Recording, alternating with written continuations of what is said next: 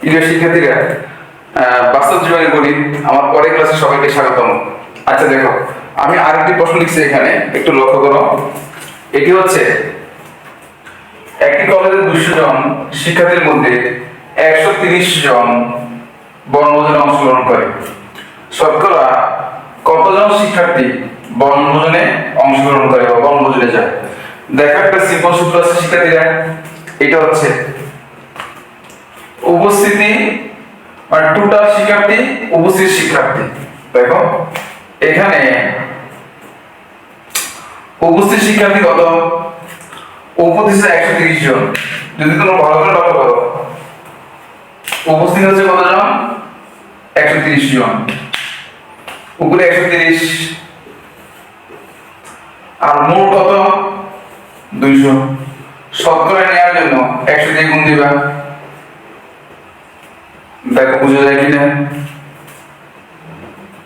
আচ্ছা, এখন আমরা কি করবো শিক্ষার্থীরা? এখানে তোমরা দেখো একটা শূন্য কাটা, একটা শূন্য কাটা, এখানে আরেকটা শূন্য 10 থাকে। এই 10 কে 2 দিয়ে ভাগ করলে দেখো এই দুইটা কত হবে? 5 দুগুণে 10।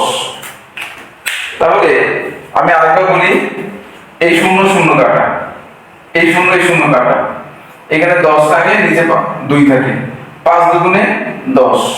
তাহলে আমি দুটো সময় গুণ দিব, 13 ইন্টু 5, 5 13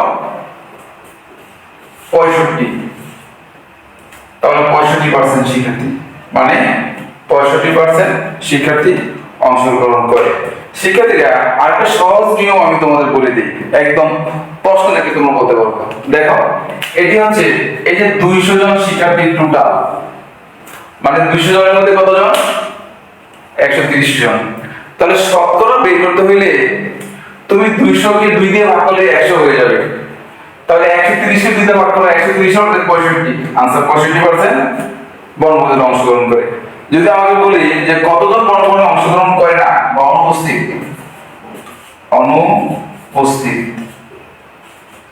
তাহলে 100 থেকে বিয়োগ দাও, 100 মাইনাস 65% সমান 35%, মানে 35% তারা বনভোজনে অংশগ্রহণ করে নাই শিক্ষার্থীরা। এখন আমরা এই ব্যাপারটি ক্যালকুলেটর দেখবো, একটু খেয়াল করো।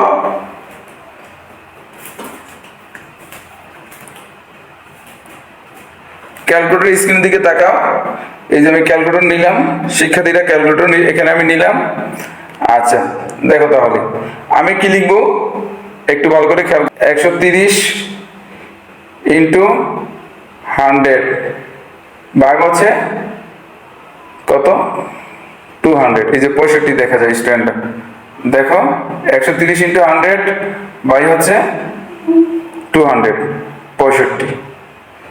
এটি আনসার শিক্ষার্থীরা। ধন্যবাদ সবাইকে।